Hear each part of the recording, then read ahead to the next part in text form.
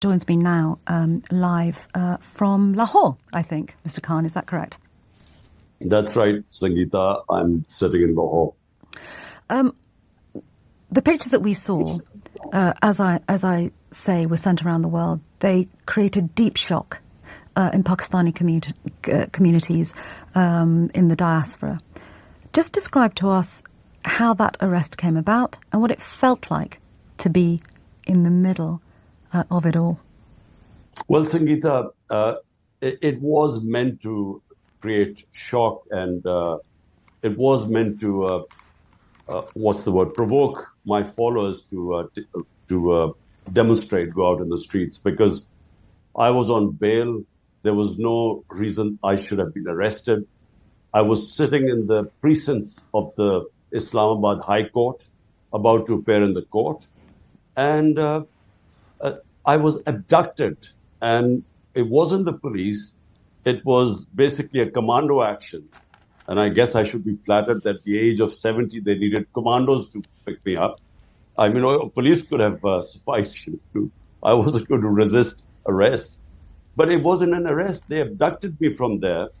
And later on, and let me say, abducted like I was some sort of a terrorist. I mean, the way they came in, broke the windows, beat up the staff, beat up the people who were guarding me, beat up the lawyers. And then the way they took me in this Jeep, so it was going to provoke a reaction. And there was a reaction because the Supreme Court later ruled that this was unlawful, what they had done. But the reaction, there was a reason why the government and the establishment wanted the reaction, because they used that to crack down on my party. And 10,000 people in 10,000 members of my party within 48 hours were jailed. And all my senior leadership was jailed. And this crackdown, they justified because there were these demonstrations. And in the demonstrations, there were about 4 buildings that were set on fire. And they based this on the arson, this crackdown. So we've had the most unprecedented crackdown in the history of our country. It's never happened like this before. Mr. Khan, the Pakistani government, of course, and the ruling party take a very different view of what happened. They have filed 160 criminal charges against you that range everywhere from corruption all the way up to terrorism charges. The Interior Minister, Rana Sanullah, accused you of personally planning the attacks on military installations in the past, and they say that you are somebody who is attempting to destabilize democracy in Pakistan. What would you say to that? Well, firstly, there were already 140 cases on me before this incident. So 140 cases of 40 or 50 of terrorism and blasphemy and 2 of corruption and so on. I mean, sedition, treachery against the government and so on. So this only triggered more cases. While I was in jail, I mean, I was completely cut off from everyone. I mean, since then, I've had 30 more cases on me. So, which again include terrorism and so on. But my point is that surely there should have been an independent investigation of what happened after I went to jail. Surely this arson should have been investigated independently. Bear in mind that there were 25 non-violent people protesting peacefully were shot dead. There's no mention of 25 members of my party shot dead, and about 50 having bullet wounds. Some have, 2 have lost their legs. One is, paralyzed. So there's no mention about what happened, the crackdown that took place. So there's no independent investigation. Understood. We claim that this arson was deliberately done to actually justify this crackdown. We believe that this was exactly what happened when Adolf Hitler used in 1933, the arson in the German parliament, in the Berlin parliament. He used that to crack down on the communists and just finished off all opposition. I understand your point. This is what's happening here. I understand your point, which is that you're accusing the Pakistani government or the Pakistani ruling party of trumping up claims against you and inciting violence in order that they can find a reason to arrest you. On the 7th of June, Al Jazeera reported that you had been formally named in connection with the killing of a lawyer who had accused you of high treason. What would your reaction to that be? Look, this was one of the cases which subsequently was thrown on me. A lawyer out of 150 cases, that now it's 170 cases, then 150. One case was of a lawyer having a sedition case against me. It was so insignificant, that case, that it doesn't even register on my radar. Out of 150 cases, why would I worry about an additional case? So this lawyer gets assassinated. The wife says it's a family feud. The son initially claimed it was a family feud. Then he was kept by the authorities for 12 hours, and then he changed it to blaming me for the murder. Obviously, I'm going to contest it. It's a joke. But let me just say one thing. Look, why is the government doing this? So let the listeners understand what is going on in Pakistan. Well, I was going to ask you about this because when your arrest was reported and we saw those images around the world, many people were commenting, both inside and outside Pakistan, saying that the reason this was happening is because you had colluded with the Pakistani army to gain power, and when you fell out of favour with them, they essentially kicked you out. And they're going to ensure that you no longer have a part to play in Pakistani politics. Well, partly correct, because in 2018, when we won the elections, we did not collude with the Pakistan army. We won the election, but half of it is right that the army did not oppose us. So if at that time, if the army had opposed, it is arguable that they are so powerful that we might not have won the elections. But subsequently, since I've been ousted from power, the army or the military establishment is siding with the government parties. There are 12 of them. Now, in the 37 by-elections since then, since me being out of power, my party has swept 30 of them. Now, all opinion polls say that the rating of my party is 70-80% above, which is why the government is petrified of elections. They violated the Supreme Court verdict, which was supposed to hold elections on the 14th of May. They refused because everyone knows that whenever there are elections, my party will win. So instead, what they're doing is trying to ban the party. So because they can't play the match, they want a technical knockout. And hence, all these 170 cases. Remember, I am known in this country for 50 years. I never had one criminal case against me. How come there are 170 in the last few months? So no one believes what's going on. And well, what many commentators will say, Mr. Khan, is that the reason you have this long string of allegations and criminal charges brought against you is because Pakistan has not been a functioning democracy for very, very many years now. And it is essentially a country that is run by the army.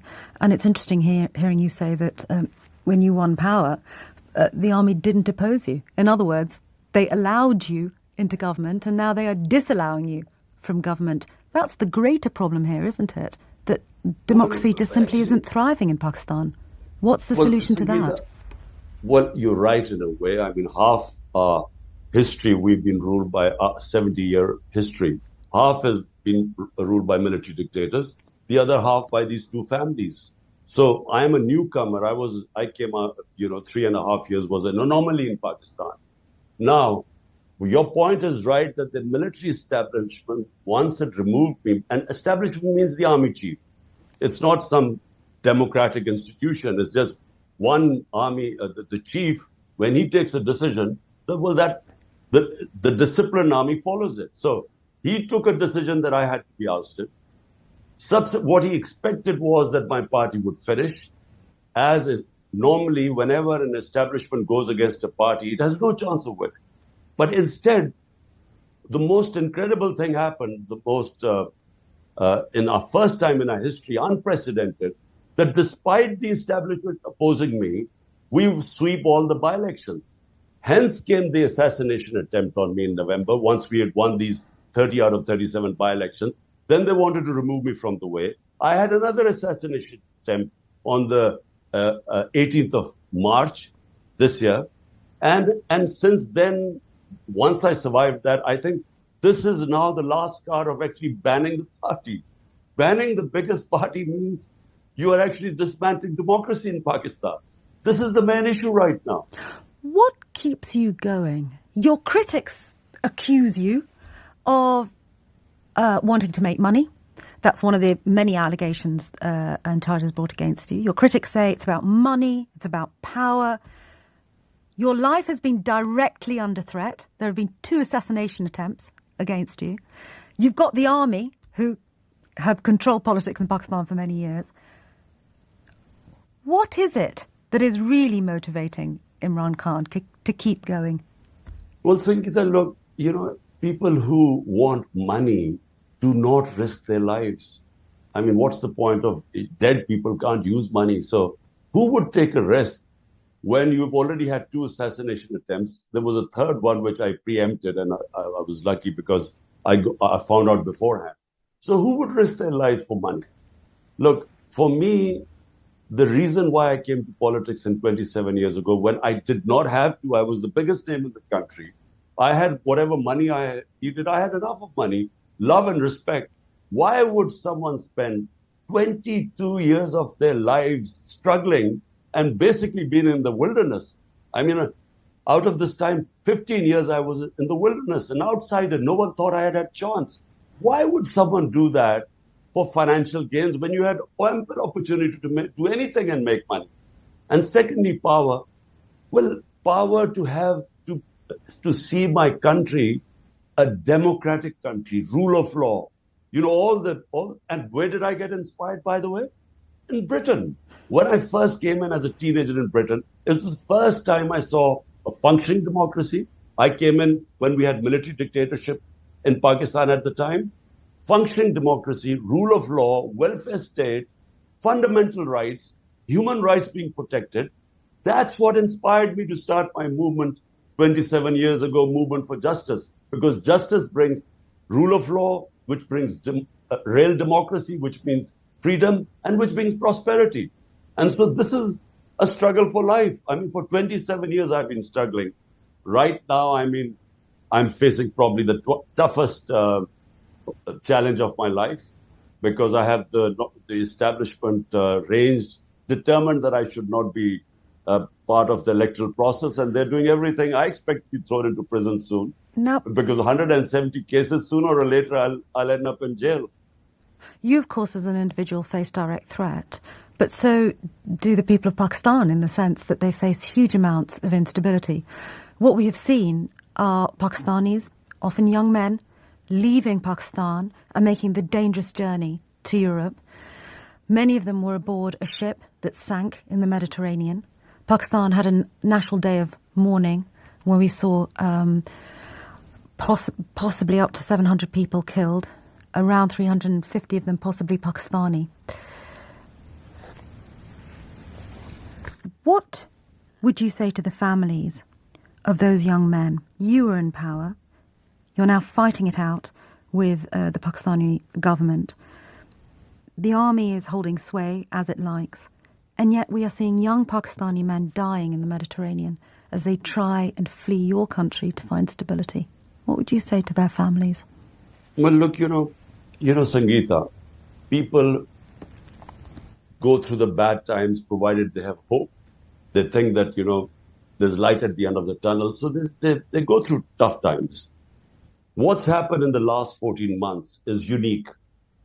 First time when my government was removed, it's never happened that hundreds and thousands of people came out in the street and protested. But what would you say to the families of those dead people? I'm coming to that. I'm trying to make you understand. So subsequently, what has happened is the instability, then the economy has tanked. From 6% growth rate a year back, we are now down to 0%. So there's unemployment in the country. But worse, people are not seeing any hope because the capital is leaving the country. Up is 900,000 professionals have left this country in the last few months because they've lost hope. But professionals, they could go through legal channels, get visas abroad. Then you have the poor people who, because of unemployment and then lack of hope, now they are the ones who take these, become these illegal immigrants on boats.